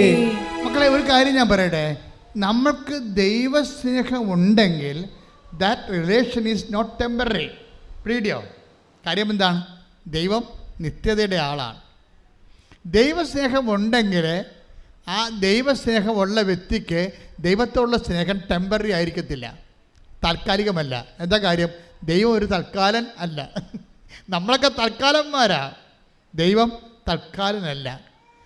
നിത്യതയായത് കാരണം ദൈവത്തെ സ്നേഹിക്കുന്നവൻ നിത്യതയോളം ജീവിക്കാൻ വേണ്ടി ആഗ്രഹിക്കും. കൈയടിച്ച് കർത്താവ്. അപ്പം നിത്യതയെക്കുറിച്ച് ചിന്തിച്ചാൽ ദാറ്റ് മീൻസ് നിങ്ങൾക്ക് ദൈവസ്നേഹം ഉണ്ട്. ദാറ്റ് മീൻസ് നിത്യതയെക്കുറിച്ചുള്ള സ്നേഹമാണ് ഒരു ഇൻഡിക്കേറ്റർ. എന്തിൻ്റെ ഇൻഡിക്കേറ്റർ? നിങ്ങളിൽ ദൈവസ്നേഹം ഉണ്ട് എന്നുള്ളതിൻ്റെ ഇൻഡിക്കേറ്റർ. രണ്ടാമത്തെ ഇൻഡിക്കേറ്റർ എന്താ? ദൈവസ്നേഹം നിങ്ങൾക്കുണ്ട് എന്നുള്ളതിന് രണ്ടാമത്തെ ഇൻഡിക്കേറ്റർ എന്താണ്? സൂചന എന്താണ്? യോഹന്നാൻ 14:15 എന്താണ്? നിങ്ങൾ എന്നെ സ്നേഹിക്കുന്നുവെങ്കിൽ, എന്നിട്ട് പറഞ്ഞേ, നിങ്ങൾ എന്നെ സ്നേഹിക്കുന്നുവെങ്കിൽ എന്റെ കൽപ്പന പാലിക്കും. എന്റെ കൽപ്പന പാലിക്കും. അപ്പോൾ വചനം പാലിക്കുമെന്ന് അർത്ഥം. വചനം എന്തിനുള്ളതാണ്? വചനം എന്തിനുള്ളതാണ്? പാലിക്കാൻ. അല്ല 3000 പ്രാവശ്യം വചനം എഴുതാനുള്ളതല്ല. എഴുതിക്കോ, പാലിക്കാൻ വേണ്ടിയാണെങ്കിൽ കുഴപ്പമില്ല. എഴുതാൻ വേണ്ടി വചനം എഴുതിയിട്ട് കഥയൊന്നുമില്ല. മനസ്സിലായില്ലേ? കാര്യം ഇപ്പം ഇന്നലെ ആ മഞ്ജു സാറിൻ്റെ സാക്ഷ്യം, ഇതിൻ്റെ രണ്ടാം ഭാഗം എന്ന് വെച്ചാൽ ആ മനുഷ്യൻ ഒരു ഉടമ്പടിക്കാലം കൊണ്ട് 90 ദിവസം കൊണ്ട് 15 തവണ സമ്പൂർണ്ണ ബൈബിൾ വായിച്ച് കേൾക്കും. 15 തവണ ഉടമ്പടിക്കാലത്ത് 15 തവണ വചനം വായിച്ച് കേൾക്കും. അപ്പോൾ ഈ ഉടമ്പടി എടുത്തിട്ടുള്ള എത്ര പേര് അച്ഛൻ പറഞ്ഞ പോലെ അരമണിക്കൂറെങ്കിലും ഒരു ദിവസം വചനം വായിക്കുന്നുണ്ട്? ഒന്ന് ഉള്ളവരെ കൃത്യമായിട്ട് ഉള്ളവരെ കൈവെക്കാവും. ഒന്ന് കൈവെക്കിക്കേ. ഒത്തിരി പേര് കൈ പൊക്കണില്ല. എന്താ കാര്യം? നിങ്ങൾ അരമണിക്കൂർ വചനം വായിക്കുന്നില്ല. നിങ്ങൾക്കത് റിസ്ക്കായിട്ട് തോന്നും, ഭാരമായിട്ട് തോന്നണം, അല്ലേ? ഭാരം. അപ്പോഴേ ഇവിടെ എന്താ പ്രശ്നം വന്നിരിക്കുന്നത്? ഇപ്പം അരമണിക്കൂർ വചനം വായിക്കണം, അത് ഉടമ്പടി നിബന്ധനയുള്ളതാണ്. ഇപ്പം കൈവെക്കാൻ പറഞ്ഞപ്പോഴേ ഒരു 20% പേരാണ് അരമണിക്കൂർ വചനം വായിക്കുന്നവരുള്ളത്. ബാക്കി 75% പേര് വായിക്കുന്നില്ല, വചനം വായിക്കണില്ല. എന്താ പ്രോബ്ലം എന്ന് വെച്ച് കഴിഞ്ഞാൽ, ഇത് നിങ്ങൾക്കൊരു ഭാരമായിട്ട് തോന്നണം. വചനം വായിക്കുന്നത് ഭാരമാണ്. ഈ ഭാരം എന്തുകൊണ്ടാണ് വരണത്? ഒരു വിഷയം ഭാരമാകണം എന്തുകൊണ്ടാണ്? ഇപ്പോൾ എന്നോട് പറയുകയാണ്, ഇവിടെ ഇരിക്കുന്നത് നിങ്ങൾക്കൊരു 50 കിലോന് ഇവിടെ വെച്ചേക്കാണ്, എന്നോട് എടുക്കാൻ പറഞ്ഞാൽ എനിക്ക് ഭാരമല്ലേ, അത് എടുക്കാൻ പൊങ്ങത്തില്ല, ഇല്ല, അതിനുള്ള ആവത് എനിക്കില്ല. അപ്പം നിങ്ങൾക്ക് അരമണിക്കൂർ വചനം വായിക്കാൻ ആവതില്ലെന്ന് എൻ്റെ അർത്ഥം. ബലമില്ല. ഈ സാറ് ആ സമയത്ത് എന്താ ചെയ്തിരിക്കണമെന്ന് അറിയാം? 15 തവണ ഈ സംഭവം വായിച്ചു. എന്താണ്? വചനം വായിച്ചിട്ട് കൊണ്ടുവന്നിട്ട് പുള്ളി ഓഡിയോ ഇട്ടിരിക്കുകയാണ് 24 മണിക്കൂറും. വചനത്തിൻ്റെ ഓഡിയോ ഇട്ടിരിക്കുകയാണ്, സമ്പൂർണ്ണ ബൈബിളിൻ്റെ. എന്നിട്ട് അപ്പനും മക്കളും എല്ലാം ഇതിങ്ങനെ ഈ വചനം കേൾക്കുന്ന ഒരു അഭിഷേകത്തിലാണ്. അത് കാരണം അപ്പം വചനത്തോടുള്ള സ്നേഹമാണത് വരണതേ. വചനത്തോടുള്ള സ്നേഹം കൊണ്ട് ആ കുഞ്ഞുങ്ങളൊക്കെ മൊബൈൽ കുത്തിക്കൊണ്ടിരിക്കുകയായിരുന്നു. കുഞ്ഞുങ്ങൾ മൊബൈൽ കുത്തണേന്ന് പറഞ്ഞ് അമ്മമാർ വന്നിട്ട് കുഞ്ഞുങ്ങളെ കൊണ്ട് തലക്കുടിപ്പിക്കും. അച്ഛാ, ഇവൻ എപ്പോഴും മൊബൈലിൽ കളിയാണ്. ഈ സാറിൻ്റെ മക്കൾ മൊബൈലിൽ കളിയായിരുന്നു. എന്നിട്ട് അതിനെ അഡ്രസ്സ് ചെയ്തില്ല അയാൾ എന്ത് ചെയ്ത്? കർത്താവിൻ്റെ വചനം കൊണ്ടുവന്ന് വീട്ടിൽ ഓൺ ചെയ്തിട്ട് 24 മണിക്കൂർ രാത്രി കിടന്നുറങ്ങുമ്പോഴും വചനം ഓണായിക്കൊണ്ടിരിക്കും, പറഞ്ഞുകൊണ്ടിരിക്കും. കുറച്ച് കഴിഞ്ഞപ്പോൾ കുഞ്ഞുങ്ങൾക്ക് അഭിഷേകം കിട്ടി. അവരിതൊക്കെ മാറ്റിയിട്ട് വചനം വായിക്കാനും കേൾക്കാൻ തുടങ്ങി. അതിനാണ് വിഷയം. ഇതിന് നമുക്കൊരു മിനിമം ദൈവസ്നേഹം വേണം. ഉടമ്പടി ദൈവസ്നേഹത്തിൻ്റെ ഒരു പദ്ധതിയാണത്. പ്രാർത്ഥിക്കുക, കർത്താവായ ദൈവമേ,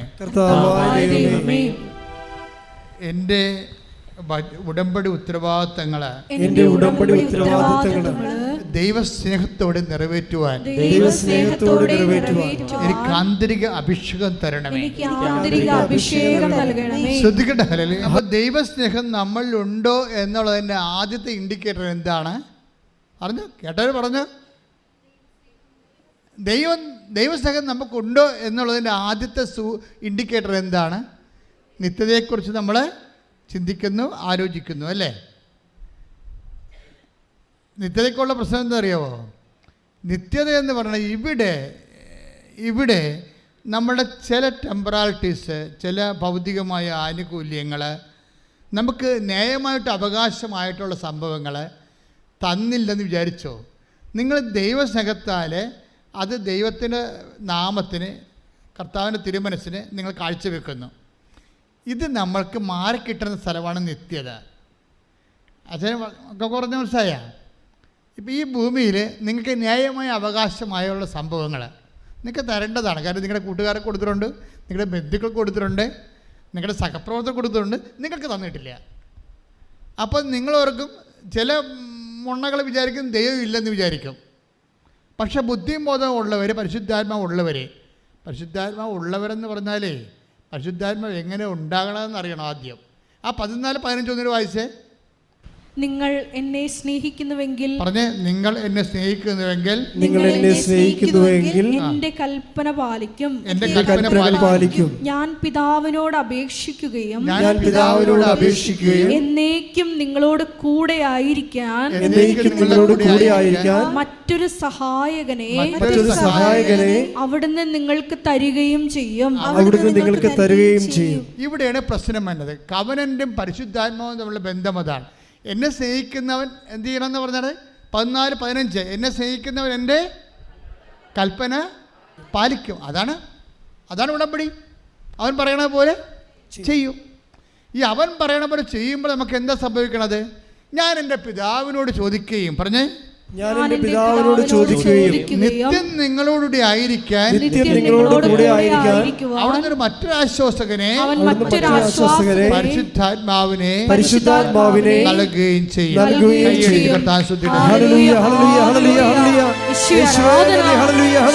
കാലം കഴിയുമ്പോഴാണ് ഈ കവനന്റെ കാലം, ദൈവമായിട്ട് കരാർ ചെയ്ത് ജീവിക്കുന്ന ഒരു കാലം വരണത്. ഈ കാലത്തിൻ്റെ പ്രത്യേകത എന്താണ്? ഈ കാലത്തിൻ്റെ പ്രത്യേകത എന്നെ സ്നേഹിക്കുന്നവൻ എൻ്റെ കൽപ്പന, ഒന്ന് പറഞ്ഞേ, എന്നെ സ്നേഹിക്കുന്നവൻ എൻ്റെ കൽപ്പന പാലിക്കും. അപ്പോൾ എന്ത് സംഭവിക്കും? അപ്പോൾ ഞാൻ എൻ്റെ പിതാവിനോട് ചോദിക്കുകയും നിത്യം നിങ്ങളുടെ ആയിരിക്കും മറ്റൊരു ആശ്വാസകനെ പരിശുദ്ധാത്മാവിനെ അയച്ചു തരികയും ചെയ്യും. അപ്പം കൽപ്പനകൾ, ഇപ്പം കരിസ്മാറ്റിക് ധ്യാനത്തിൽ നമ്മളെ അവസാനമാണ് ആൾക്കാർക്ക് പരിശുദ്ധാത്മാവിൻ്റെ അഭിഷേകം കിട്ടാൻ വേണ്ടി കൈവച്ച് പ്രാർത്ഥിക്കുന്നത്. 2 ആഴ്ച കഴിയുമ്പോൾ അത് പോവുകയും ചെയ്യും. അല്ലേ? ക്ലിയർ അല്ലേ? അല്ലേ പിന്നെ നിങ്ങൾ എന്തുമാത്രം വളരേണ്ടതാണ്.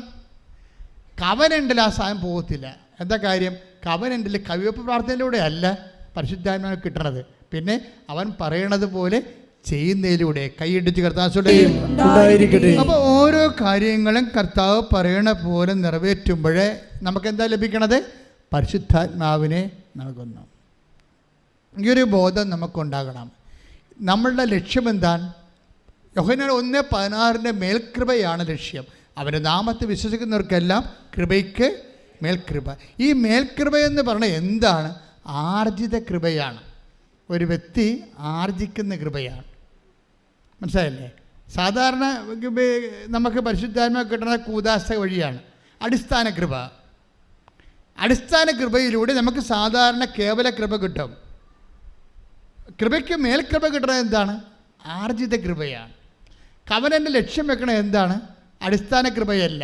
അടിസ്ഥാന കൃപ ഓൾറെഡി നമ്മൾ അതിൻ്റെ എല്ലാ അതിൻ്റെ പരിക്കുകളെല്ലാം പരിഹരിച്ച് റിപ്പയർ ചെയ്ത് കൂദാശ ജീവിതത്തിലൂടെ കൃത്യമായി നമ്മൾ അടിസ്ഥാന കൃപയുടെ ചാലുകളെല്ലാം ആദ്യമേ കോരും. അതിന് ശേഷമാണ് നമ്മൾ ആർജിത കൃപയിലേക്ക് പോണത്. ആർജിത കൃപ എന്ന് പറഞ്ഞാൽ എന്താണ്? അവൻ പറയുന്നതിനേക്കാൾ കൂടുതൽ അവന് വേണ്ടി ചെയ്തുകൊണ്ടാണ് ഒരു വ്യക്തി ദൈവസ്നേഹത്തിൻ്റെ ഏറ്റവും മുന്തിയ നിലവാരങ്ങളിലേക്ക് പ്രവേശിക്കുന്നത്. പ്രാർത്ഥിക്കുക, കർത്താവേ, കൃപയ്ക്ക് മേൽ കൃപയായ ആർജിത കൃപ പ്രാപിക്കുവാൻ എന്നെ സ്നേഹിക്കുന്നവൻ എന്റെ കൽപ്പന പാലിക്കുമെന്ന് അങ്ങയുടെ വചനം അനുസരിച്ചുകൊണ്ട് നിലവാരമുള്ള സുവിശേഷ സാക്ഷികളാകാൻ എന്നെ അഭിഷേകം ചെയ്യണമേ. ദിവ്യകാരുണ്യത്തിന് എന്നേരവും ആരാധനയും സ്തുതിയും പുകഴ്ചയും പരമ ദിവ്യകാരുണ്യത്തിന് എന്നേരവും ആരാധനയും സ്തുതിയും പുകഴ്ചയും. അപ്പൊ ദൈവ സംസർഗത്തിൻ്റെ അല്ലെങ്കിൽ ഒരു ദൈവ വിനിമയത്തിൻ്റെ ഒരു കാലമാണ് നമ്മൾ ഉടമ്പടിയിലൂടെ വാതിൽ തുറക്കുന്നത്. വിനിമയത്തിൻ്റെ കാലം എന്താ വെച്ചാൽ ബൈബിൾ എപ്പോഴും പറയുന്ന സംഭവം ബിവെയർ ഓഫ് ഒക്കേഷൻസ്, അവസരങ്ങളെക്കുറിച്ച് ജാഗ്രതയുള്ളവരായിരിക്കുക. പണ്ട് ഞങ്ങൾ കോളേജിലൊക്കെ പഠിക്കുമ്പോഴേ എപ്പോഴും ഞാൻ എൻ്റെ മനസ്സിനെ ഓർത്തിരിക്കുന്ന സംഭവമാണ്, what is intelligence? What is intelligence? എന്താണ് ബുദ്ധി? അത് സൈക്കോളജിക്കൽ സബ്ജക്റ്റാണ്. എന്താണ് ബുദ്ധി? Intelligence is an ability to adapt according to the circumstance. അതാണ് ബുദ്ധിയുടെ ഇപ്പം നിലവിലുള്ള ഡെഫിനിഷൻ.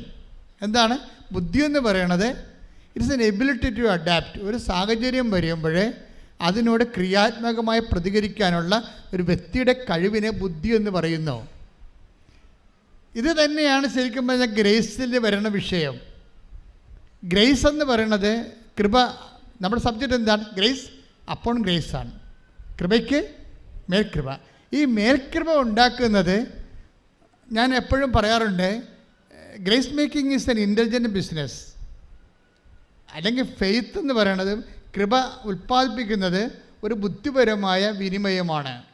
ഒരു അവസരങ്ങളോട് ഒരു വിശ്വാസി എങ്ങനെ പ്രതികരിക്കുന്നു, അതിലൂടെയാണ് അക്വയർഡ് ഗ്രേസ് ഉണ്ടാകുന്നത്. ആർജിത കൃപ അവസരങ്ങളോട്. ഇപ്പം ലുക്കാൻ്റെ സുവിശേഷം എടുത്തേ 21:13 ശ്രുതികണ്ടേ. ഹല്ലേലൂയ ഹല്ലേലൂയ ഹല്ലേലൂയ ഹല്ലേലൂയ. യേശുവേ ആരാധന ആരാധന ആരാധന. ഹല്ലേലൂയ ഹല്ലേലൂയ ഹല്ലേലൂയ. ലൂക്ക 21:13. ഏറ്റവും ലൂക്ക 21:13. നിങ്ങൾക്ക് ഇത് സാക്ഷ്യം നൽകുന്നതിനുള്ള അവസരമായിരിക്കും. Praise the Lord. അവസരം കണ്ട, ഒക്കേഷൻ. ഇത് നിങ്ങൾക്ക് പറഞ്ഞേ, ഇത് നിങ്ങൾക്ക് സാക്ഷ്യം നൽകുന്നതിനുള്ള അവസരമായിരിക്കും. ഇതാണ് ഈ അവസരത്തെ ബുദ്ധിപൂർവമായിട്ട് നമ്മളെ സമീപിക്കാൻ കഴിയണം. അവസ്ഥ ഇപ്പം നിൻ്റെ ഭാര്യ വഴക്കിട്ട് വീട്ടിൽ പോയി, നിൻ്റെ കയ്യിലും മിസ്റ്റേക്ക് ഉണ്ടാകും, അവളുടെ കയ്യിലും മിസ്റ്റേക്ക് ഉണ്ടാകും. ഇപ്പോൾ അവൾ വീട്ടിൽ പോയി അവിടെ ഇരിക്കുകയാണ്. അവളെ കുഞ്ഞുങ്ങളെ മരിച്ചുകൊണ്ട് നീ വീട്ടിൽ വന്നപ്പോൾ ഭാര്യയുമില്ല കുഞ്ഞുങ്ങളുമില്ല, അവൾ വിളിച്ചുകൊണ്ട് പോയി. അപ്പോൾ നീ എന്ത് ചിന്തിക്കണം? എന്താ നീ ഉടനെ എന്ത് ചെയ്യും? നീ നിനക്ക് പിശാചാണ് പ്രവർത്തിക്കണമെന്നുണ്ടെങ്കിൽ നീ വേണമെങ്കിൽ ആരെങ്കിലുമായിട്ട് പെൺപിള്ളേരുമായിട്ട് സംസാരിക്കണവരെ ഓഡിയോ അവൾക്ക് അയച്ചു കൊടുക്കും. അച്ഛാ നീ ഇങ്ങനെ കോപ്പറേറ്റ് തരം കാണിച്ചാൽ ഞാൻ എൻ്റെ വഴിക്ക് പോകുമെന്നാണ് നീ അവളോട് പറയണത്. അത് മാനുഷികമാണ്. എന്താണ്? കൊല്ലാനും നശിപ്പിക്കുവാനാണ് കള്ളൻ വരുന്നത്. കള്ളം വരണേണ്ട. ഭാര്യ വഴക്കിട്ട് പോയപ്പോൾ ഒരുത്തൻ കാണിക്കുകയാണ്, അവൻ്റെ പഴയ ഒരു അക്കൗണ്ടിൽ നിന്ന് അവൻ്റെ അക്കൗണ്ട് ഓപ്പൺ ചെയ്ത്, അവൻ്റെ പഴയ അക്കൗണ്ട് ഓപ്പൺ ചെയ്തിട്ട് അവളുടെ ഫോട്ടോ ഇവർക്ക് അയച്ചു കൊടുക്കും. എന്താ? നീ അഭ്യാസം കാണിച്ചാൽ അതിനേക്കാൾ വലിയ അഭ്യാസം ഞാൻ കാണിക്കുമെന്നാണ് ഇവൻ പറയണത്. പക്ഷേ ഈ പോഴൻ അവസരത്തെ ദുർവിനിയോഗം കണ്ട. ഇതല്ല വിഷയം. ഈ വിഷയം ഇവൻ ശരിക്കും പറഞ്ഞു, ഈ അവസരം ശരി, അവൾ പോയി, നിൻ്റെ കയ്യിൽ മിസ്റ്റേക്ക് ഇല്ല, അവളുടെ കയ്യിലാണ് മിസ്റ്റേക്ക്. നീ ഇല്ലാത്തപ്പോൾ നിൻ്റെ അമ്മ അവിടെ ഇരിപ്പുണ്ട്. അവിടെ അമ്മയോട് പോലും ചോദിക്കാതെ കൊച്ചിനെ വിളിച്ചുകൊണ്ട് പോയത്. അപ്പം നിൻ്റെ ചിറ്റപ്പനും ആൻറ്റിയും ഒക്കെ രംഗത്ത് വന്നു. അപ്പോൾ അവൾ പോയപ്പോൾ നാട്ടിൽ വേറെ പെണ്ണ് കിട്ടുമെന്ന് പറയും. അടുത്ത പിശാചവനാണ് വേണ്ട, അടുത്ത പിശാചവനുണ്ട്. ഈ നിൻ്റെ ആൻറ്റിയും ചിറ്റപ്പനും കൂടെ വന്നിട്ട് നിന്നോട് എന്താ പറഞ്ഞാൽ, അവൾ വന്നപ്പോഴത്തേക്ക് മനസ്സിലായി അവൾ പിഴയാണെന്ന്. അപ്പം നിനക്ക് തരുന്ന നോട്ടതാ. അവൾ പോട്ടെ കൊള്ളാം, കല്യാണം ഇതുപോലെ എന്തുമാത്രം വേണമെങ്കിൽ വീട്ടിൽ ഇപ്പോണ്ടത്. അപ്പോഴേ നിനക്ക് കിട്ടുന്ന ഉപദേശങ്ങൾ, അതുകൊണ്ടാണ് ഇങ്ങനെ ഉള്ളവരെ വിട്ടുപോരാം. നീ ഉടമ്പടി എടുക്കുമ്പോൾ നിന്നെ വഴിതെറ്റിക്കുന്നവരെ നീ വിട്ടുപോരേണ്ടി വരും. ഓൾഡ് റിലേഷൻസ്, നിന്നെ ക്രിസ്തുവിൽ നിന്ന് വഴിതെറ്റിക്കുന്ന വ്യക്തികളെ. എനിക്ക് തോന്നുന്നത് 2 കൊറിന്തോസ് 6:17 എടുത്തേ. 2 കൊറിന്തോസ് 6:17. ആകയാൽ നിങ്ങൾ അവരെ വിട്ട് ഇറങ്ങി വരികയും അവരിൽ നിന്ന് വേർപിരിയുകയും ചെയ്യുവിനെന്ന് കർത്താവ് അരുളി ചെയ്യുന്നു. അതെ, നിന്നെ ദുഷ്ട ഉപദേശം നൽകി ഉള്ള കൃപ കൂടി കൊള്ളയടിച്ചുകൊണ്ട് പോകുന്ന കള്ളന്മാരുണ്ട്. അത് കർത്താവ് പറഞ്ഞിട്ടുണ്ട്. എന്താണ് അത്? നിനക്ക് തിരിച്ചറിയാനുള്ള കഴിവുണ്ടാകണം.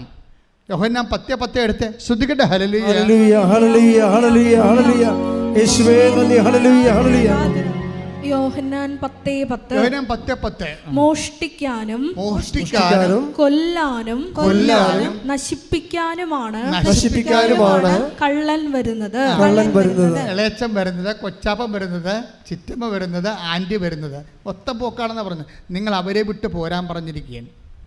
നിങ്ങൾ ഉടമ്പടിയിലാണെങ്കിൽ നിങ്ങളുടെ ലക്ഷ്യം എന്താണ്? ക്രിസ്തുവായിരിക്കട്ടെ നിങ്ങളുടെ ലക്ഷ്യം. Take the bed of God. ശ്രദ്ധിക്കട്ടെ. അല്ല, ഒന്നുമല്ല. ഇവിടെ ചിലപ്പോൾ തോറ്റ് കൊടുക്കേണ്ടി വരും. കാര്യം എന്താണ്? നീ സ്വീകരിച്ചിരിക്കുന്ന ജ്ഞാനസ്ഥാനം, നീ ഏറ്റെടുത്തിരിക്കുന്ന കൃപ തോറ്റവൻ്റെതാണ് അല്ലേ? തോറ്റവൻ്റെ ഉടമ്പടിയാണ് നീ ചെയ്തിരിക്കുന്നത്. പ്രഥമ ദൃഷ്ടിയ ചിലപ്പോൾ തോറ്റെന്നിരിക്കും, പക്ഷേ ഈ തോൽവി അന്ത്യമല്ല. കൈയടിച്ച് കർത്താവ്. ഇതിൻ്റെ വിഷയം ഇത് ദൈവം ഒരുക്കുകയാണ് ശരിക്കും. അതായത് ഇപ്പോൾ ഈ ഒരു കേസ് ഹിസ്റ്ററി പറഞ്ഞില്ലേ, ഹസ്ബൻഡിനെ വഴക്ക് ഇല്ലാത്ത സമയത്ത് ഹസ്ബൻഡ് അമ്മയോട് പോലും പറയാതെ അവൾ കൊച്ചിനെയും കൊണ്ട് വീട്ടിൽ പോയെന്ന് പറഞ്ഞില്ലേ. അപ്പോൾ നീ എന്തെന്ന് ഉപയോഗിക്കുമ്പോഴാണ് നിൻ്റെ വീട്ടുകാരും നാട്ടുകാരും വന്ന് പറയണത് നിന്നെ പിശാചിൻ്റെ ഉപകരണങ്ങളായിട്ട് മാനുഷികമായ വാശിയും വൈരാഗ്യമാണ് പറയണത്. എടാ പോത്തെ, നീ അവിടെ ചെന്ന് അപ്പോൾ നീ പറയും ഞാൻ ചെന്ന് വിളിക്കട്ടെ, കുഞ്ഞുങ്ങളെ കാണാതെ പറ്റണില്ലെന്നൊക്കെ പറയുമ്പോൾ എടാ നീ എന്ത് വിഡ്ഢിയാണ്, നീ എന്നെ വിളിച്ചാൽ ഇനി അവൾ ഇതിൻ്റെ അപ്പുറത്ത് കാണിക്കും. അതിൻ്റെ അപ്പുറത്ത് അത് മനുഷ്യ ഉപദേശമാണ്. ദൈവത്തെ അറിയാൻ പാടില്ലാത്ത പേപ്പട്ടികൾ നിങ്ങളെ എങ്ങനെയും വഴിതെറ്റിക്കാൻ സാധ്യതയുണ്ട്. പേപ്പട്ടികളെ, അത് ചിറ്റപ്പനായാലും ആൻറ്റി ആയാലും ശ്രദ്ധിക്കരുത്. നിങ്ങൾ അവരെ വിട്ടു പോരാൻ പറഞ്ഞിട്ടുണ്ട് അല്ലേ? 1 കൊറിന്തോസ് 6:17 നിങ്ങൾ അവരെ വിട്ടു പോരൂ. എന്താ പ്രശ്നം വെച്ച് കഴിഞ്ഞാൽ ഇങ്ങനെ വിട്ടുപോരാൻ ഈശോ പറയും നിങ്ങൾ അവരെ വിട്ടുപോരേണ്ടവരെ വിട്ടുപോരുക തന്നെ ചെയ്യണം. എന്ന് വെച്ച് കഴിഞ്ഞാൽ അവരെ നിങ്ങൾ ഒഴിവാക്കണമെന്നല്ല, അവരുടെ ഉപദേശങ്ങൾ സ്വീകരിക്കരുത്. നിങ്ങൾ അവരെ ഈശോ പറഞ്ഞിട്ടില്ലേ, നിങ്ങൾ അവരെ വിട്ടുപോരൂ, അവർ അന്ധരെ നയിക്കുന്ന അന്ധന്മാരാണ്. Take the word of God. ശ്രദ്ധിക്കട്ടെ. ഹല്ലേലൂയ ഹല്ലേലൂയ ഹല്ലേലൂയ യേശുവേ നന്ദി. ഹല്ലേലൂയ ഹല്ലേലൂയ ഹല്ലേലൂയ ഹല്ലേലൂയ ഹല്ലേലൂയ. മത്തായി 15:14 അവരെ വിട്ടേക്കൂ, അവർ അന്ധരെ നയിക്കുന്ന അന്ധരാണ്. അന്ധൻ അന്ധനെ നയിച്ചാൽ ഇരുവരും കുഴിയിൽ വീഴും. അപ്പൊ നിങ്ങളെ കുഴി കൊണ്ട് ചാടിക്കാൻ മാത്രം ക്രിസ്തുവിനെ മാറ്റി നിർത്തി, ദൈവത്തിൻ്റെ സ്നേഹത്തെ മാറ്റി നിർത്തി ആര് ഉപദേശം തന്നാലും അത് അന്ധന്മാരാണ് തരണത്. അന്ധനെ നയിച്ചാൽ എന്ത് പറ്റും? രണ്ടുപേരും കുഴി വീഴുമെന്ന്. അതുകൊണ്ട് എന്ത് ചെയ്യണം? കുഴി വീഴാതിരിക്കാൻ എന്ത് ചെയ്യണം? സ്നേഹമായിരിക്കട്ടെ നിങ്ങളുടെ ലക്ഷ്യം. നിങ്ങളുടെ ലക്ഷ്യം വേറെ ഒന്നുമല്ല. ഭാര്യയുടെ മുമ്പിൽ തോറ്റു കൊടുക്കുക, അല്ലെങ്കിൽ അവിടെ ചെല്ലുന്ന പറയുമ്പോൾ ചിലപ്പോൾ അവർ തോന്നിവാസം ഇങ്ങോട്ട് പറയും. അപ്പോൾ നമുക്ക് അവർ നമ്മൾ ചെയ്യാത്ത കാര്യമൊക്കെ അവർ പറയണത്, ഇവൾ പറഞ്ഞിരിക്കുന്ന കുശുമ്പും കുഞ്ഞായ്മയും തോന്നിവാസമായിരിക്കും കേട്ടിട്ടായിരിക്കും അവരിങ്ങോട്ട് വിളമ്പണത്. പക്ഷേ നമ്മളൊന്നും മിണ്ടത്തില്ല. നമ്മുടെ ലക്ഷ്യം എന്താണ്? സ്നേഹമായിരിക്കട്ടെ നമ്മുടെ ലക്ഷ്യം. ക്രിസ്തുവിൽ ജീവിക്കുക എന്ന് വെച്ചാൽ സാധാരണ ഒരു വെല്ലുവിളിയാണ്. ഇവിടെ എന്താണ്? ഇവിടെ എല്ലാം നമ്മൾ ഉദ്ദേശിക്കണമുണ്ട്. കൂദാശയുടെ ബലമുണ്ട്. ക്രിസ്തുവിനെ പിരിയരുത്, കാരണം നിത്യതയാണ് ലക്ഷ്യം. കൈയടിച്ച് കർത്താവ് തരണം. ഇപ്പോൾ ഈശോ നേരത്തെ എന്താ പറഞ്ഞത്? സ്നേഹത്തിൻ്റെ ഇൻഡിക്കേറ്റർ അല്ലേ? സ്നേഹത്തിൻ്റെ ഒന്നാമത്തെ ഇൻഡിക്കേറ്റർ എന്താണ്? എന്ത് സംഭവിച്ചാലും നിത്യതയെക്കുറിച്ച് ചിന്തിക്കും. അയാൾക്ക് ദൈവസ്നേഹം ഉണ്ട്. രണ്ടാമത്തെ എന്നാൽ എന്നെ സ്നേഹിക്കുന്നവൻ എൻ്റെ കൽപ്പന പാലിക്കും. കൽപ്പന പാലിക്കുമ്പോഴെന്താണ്? കൽപ്പന എന്താണ് ശരിക്കും പറഞ്ഞാൽ? ഞാൻ നിങ്ങളെ സ്നേഹിച്ചതുപോലെ നിങ്ങൾ അതാണ് പ്രശ്നം. നിങ്ങളെ പരസ്പരം സ്നേഹിക്കാനല്ല പറഞ്ഞിരിക്കണത്. അത് മഹാത്മാഗാന്ധിക്കും പറയാം, അതിന് കുഴപ്പമൊന്നുമില്ല. വേറെ പ്രശ്നമുണ്ട്. ഞാൻ നിങ്ങളെ സ്നേഹിച്ചതുപോലെ എന്നാണ് പറഞ്ഞിരിക്കണത്. ഞാൻ നിങ്ങളെ സ്നേഹിച്ച കാര്യം കാണുമ്പോൾ അറിയാമല്ലോ. ഈ കുരിശുരൂപം എന്തുകൊണ്ട് അൾത്താരെ വെക്കണത്? അൾത്താരെ വെക്കണത് ഞാൻ നിങ്ങളെ സ്നേഹിച്ചത് എന്താണെന്ന് കാണിക്കാനാണ് സഭയെ. ഞാനെങ്ങനെയാണ് നിങ്ങളെ സ്നേഹിച്ചതെന്ന് കാണിക്കാൻ വേണ്ടിയാണ് കുരിശുരൂപം അൾത്താരെ വെക്കണത്. തുണിയില്ലാതെ ഒരു വിറക് കഷ്ണത്തെ, ഇനി ഒന്നും കയ്യിലില്ല. ആരുടെ കയ്യിലില്ല? യേശുവിൻ്റെ കയ്യിലുമില്ല, പരമപിതാവിൻ്റെ കയ്യിലുമില്ല എന്ന് പറയുന്ന ബൈബിൾ ഭാഗമുണ്ട്. എന്താണ്? നമ്മൾക്ക് യേശുക്രിസ്തുവിന് നൽകിയവൻ അവനോട് കൂടെ സമസ്തവും നൽകിയില്ലേ? അപ്പോൾ യേശുക്രിസ്തുവിനെ പോലും ശ്രദ്ധിക്കട്ടെ. ഹല്ലേലൂയ, ഹല്ലേലൂയ, ഹല്ലേലൂയ, ഹല്ലേലൂയ, ഹല്ലേലൂയ. യേശുവേ നന്ദി, യേശുവേ ആരാധന, ആരാധന, ആരാധന. ഹല്ലേലൂയ, ഹല്ലേലൂയ, ഹല്ലേലൂയ, ഹല്ലേലൂയ, ഹല്ലേലൂയ. റോമ 8:32. റോമ 8:32.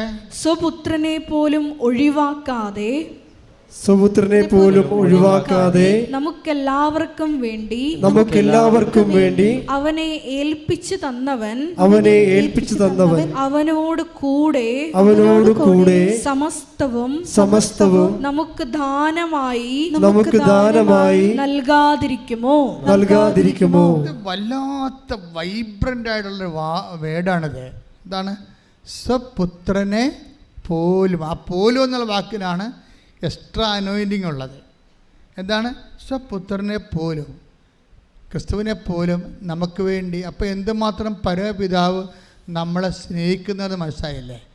അതുകൊണ്ട് തന്നെ നമുക്ക് മനസ്സിലാക്കണം, നമ്മൾ ഒരിക്കലും നശിക്കാൻ, ഈശോയെപ്പോലും നമുക്ക് വേണ്ടി ഏൽപ്പിച്ചു തന്നവൻ, നമ്മളൊരിക്കലും നശിക്കാൻ ദൈവം ഒരിക്കലും ഇടവരുത്തത്തില്ല. ഏതെങ്കിലും വഴിയിലൂടെ നിന്നെ സ്നേഹിക്കുന്ന, നിനക്ക് വേണ്ടി സ്വന്തം പുത്രനെ ഏൽപ്പിച്ചു തന്നവൻ നിന്നെ വീണ്ടെടുക്കും. കൈയടിച്ച് കർത്താവിലൂടെ ഇപ്പം ഈശോ എന്നാ സംസാരിക്കണത്? നമ്മുടെ സബ്ജക്റ്റ് എന്താണ്? കൃപയ്ക്ക് മേൽകൃപ. അതിനെന്താ ചെയ്തിരിക്കണത്? അവസരങ്ങളെ ബുദ്ധിപൂർവ്വം വിനിമയം ചെയ്യുക. ജീവിതത്തിലുണ്ടാകുന്ന അവസരങ്ങളെ ബുദ്ധിപൂർവ്വം വിനിമയം ചെയ്യുക. ഇങ്ങനെയാണ് കൃപ, ആർജിത കൃപ ഉണ്ടാക്കുന്നത്. It's an intelligent business. ആർജിത കൃപയെന്ന് പറയണത് ബുദ്ധിപരമായൊരു വിനിമയമാണ്. അവസരങ്ങളെ ഇതാണ് അവസരം എന്ന് നമുക്ക് പറഞ്ഞു തരണത് ആരാണ്? പരിശുദ്ധാത്മാവ്. 14:26. യോഹന്നാൻ 14:26.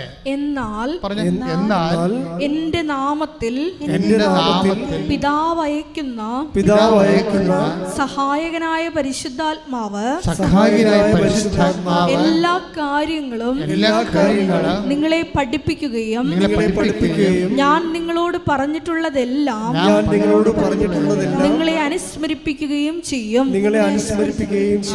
അവസരങ്ങളെ അനുസ്മരിപ്പിക്കുമെന്നായി പറയണത് മനസ്സിലായില്ലേ? പരിശുദ്ധാത്മാവിൻ്റെ റോള് കവനൻ്റിൽ ഭയങ്കരമാണ്. നിങ്ങൾ കവനൻ്റിലായിക്കഴിഞ്ഞാൽ, എന്നെ സ്നേഹിക്കുന്നവൻ്റെ കൽപ്പന പാലിച്ചു കഴിഞ്ഞാൽ പരിശുദ്ധാത്മാവിനെ നിങ്ങൾക്ക് ലഭിക്കും. അതിൻ്റെ കണ്ടിന്യൂഷൻ എന്താണ്? ആ പരിശുദ്ധാത്മാവ് അവസരങ്ങളെ അനുസ്മരിപ്പിക്കും. ടാപ്പിംഗ് ടൈം പറയും, കൃപയുടെ ടാപ്പിംഗ് ടൈം പറയും. ഇപ്പോൾ ആ പെണ്ണുമ്പോൾ വഴക്കിട്ട് പോയില്ലേ? അതാ. അപ്പോൾ ഇവരോട് എന്താ പറഞ്ഞിരിക്കണത്? അവൻ്റെ അമ്മ പറഞ്ഞിരിക്കണത്, എന്നെപ്പോലും, ഞാൻ ഇവിടെ ഇരിപ്പുണ്ടായിരുന്നു, എന്നോട് പോലും പറഞ്ഞിട്ടില്ല എന്ന് പറഞ്ഞാൽ അവളെ ഇനി വിളിക്കാൻ നീ പോകണ്ട, ഇവിടെ കൊണ്ടുവന്നാൽ ശരിയാകത്തില്ലെന്നാണ് അമ്മ പറയണത്. അവരെ തോട്ടുമുള്ളിൽ തൊഴിക്കുകയാണ്. കൂദാശയും കാര്യമൊന്നും അവർക്ക് പ്രശ്നമൊന്നുമല്ല.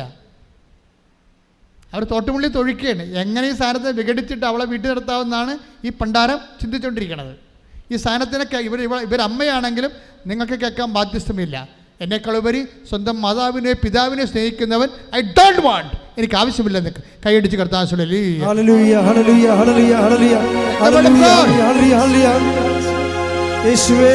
തീരുമാനിക്കുന്നവൻ യേശുവിൽ തീരുമാനിക്കുക. ഒന്ന്, തീരുമാനിക്കുന്നവൻ നിത്യതയെ മുൻനിർത്തി തീരുമാനിക്കുക.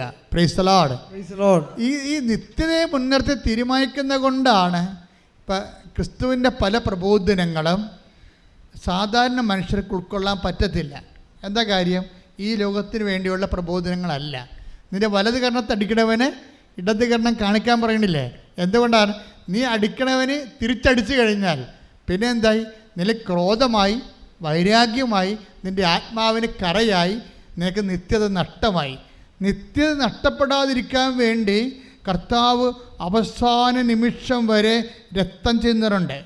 കാര്യം എന്താണെന്ന് വെച്ചാൽ, പിതാവേ, ഇവർ ചെയ്യുന്നത് എന്തെന്ന് ഇവരറിയുന്നില്ല, ഇവരോട് ക്ഷമിക്കണമേ.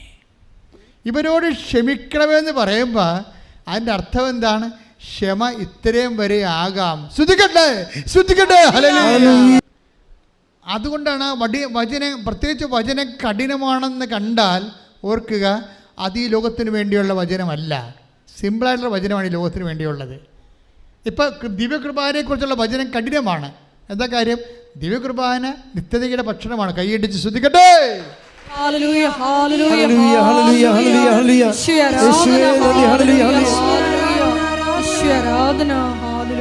പരിശുദ്ധ പരമ ദിവ്യകാരുണ്യത്തിന്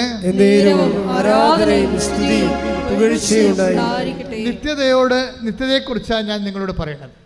ജീവിതത്തിൻ്റെ കഠിനമായ അനുഭവങ്ങളെ മാർദ്ദവമാക്കാൻ വേണ്ടി ക്രിസ്തുവിൻ്റെ നാമത്തിൽ ദൈവത്തിൻ്റെ സ്നേഹത്തോടെ അത് സ്വീകരിക്കാനാണ് എന്നിലൂടെ കർത്താവ് നിങ്ങളോട് അഭ്യർത്ഥിക്കുന്നത്. എന്തിനു വേണ്ടിയാണത്? നിത്യതയെ ഉദ്ദേശിക്കുന്നതാണത്. എന്തുകൊണ്ടാണ് അങ്ങനെ സംഭവിക്കുന്നത്? അതായത് നിത്യതയെ നിങ്ങളെ സ്നേഹിക്കാൻ ആദ്യം തീരുമാനിച്ചാൽ ബാക്കിയെല്ലാം എളുപ്പമാകും. നിങ്ങൾ നിത്യതയെ ഒരു ജീവിത ലക്ഷ്യമായിട്ട് കണ്ടാൽ ബാക്കിയെല്ലാം എളുപ്പമാകും. മനുഷ്യൻ്റെ ഇവിടുത്തെ ഭാരം എന്താണ്? നിത്യതയെ അവൻ അവഗണിക്കുന്നതാണ് മറ്റെല്ലാം ഭാരമായി മാറണം. നമുക്ക് നിത്യതയെ അവഗണിക്കുന്നതാണ് ജീവിതത്തിൻ്റെ എല്ലാ പ്രശ്നങ്ങളും ഭാരമായി മാറണത്. കർത്താവിന് എന്താ കുരിശ് ഭാരമായി മാറാതിരുന്നത്? അത് നിത്യതയ്ക്ക് വേണ്ടിയാണെന്ന് ഈശോയ്ക്ക് ആന്തരിക ബോധ്യമുണ്ടായിരുന്നു. അത് പിതാവിനോട് സ്നേഹം ചെയ്തുകൊണ്ട് ഈശോയ്ക്ക് ആന്തരിക അഭിഷേകം ഉണ്ടായിരുന്നു. അതുകൊണ്ടാണ് ഐസയ പറയണത് എന്താണ്? അവൻ സഹനദാസൻ, അവൻ പീഡിപ്പിക്കപ്പെട്ടപ്പോൾ അവൻ്റെ തലമുറയിലെ ആ രക്തത്തിൽ ചവിട്ടി, ആ രക്തത്തിൽ നിന്ന് പിറക്കാൻ പോകുന്ന ഒരു തലമുറയെ ഓർത്തുകൊണ്ട് അവന് ഹൃദയ സന്തോഷമുണ്ടായെന്ന്. ദാറ്റ് മീൻസ് ഈശോ കുരിശെടുത്തത് അഭിഷേകത്തിലാണെന്ന് അർത്ഥം. ഐസയ 53 ശ്രുതികട്ടെ. ഹല്ലേലൂയ. ഐസയ 53:10 അവിടുന്നാണ് അവനെ ക്ലേശങ്ങൾക്ക് വിട്ടുകൊടുത്തത്. ഈ ബോധം എപ്പോഴും ഉണ്ടാകണം. എന്താണ്? അവിടുന്നാണ് അവനെ ക്ലേശങ്ങൾക്ക് വിട്ടുകൊടുത്തത്. ഒരു ക്ലേശം വരുമ്പോൾ ഉടനെ നമ്മുടെ മനസ്സിൽ ഓട്ടോമാറ്റിക്കായിട്ട് പരിശുദ്ധാത്മാവ് ഉണ്ടെങ്കിൽ 14:26 വെച്ചുകൊണ്ട് പരിശുദ്ധാത്മാവ് വരും. ഇത് നിങ്ങളുടെ വീട്ടുകാരോ അയൽവാസികളോ കൂട്ടുകാരോ ഉണ്ടാക്കിയ പാരപണിയൊന്നുമല്ല. നിങ്ങൾക്ക് ഈ ക്ലേശം വന്നിരിക്കുന്നത് അവിടെ നിന്നാണ് നിങ്ങളെ ക്ലേശങ്ങൾക്ക് ക്രിസ്തുവിനെ പോലെ വിട്ടുകൊടുത്തിരിക്കുന്നത്. കാരണം നിങ്ങളെ കൃപയ്ക്കുമേൽ കൃപയ്ക്കായ ദൈവം ക്രിസ്തുവിനെ പോലെ വിളിച്ചിരിക്കുന്നു. അത് ആര് പറഞ്ഞു തരേണ്ടതാണ്? പരിശുദ്ധാത്മാവ് പറഞ്ഞു തരേണ്ടതാണ്.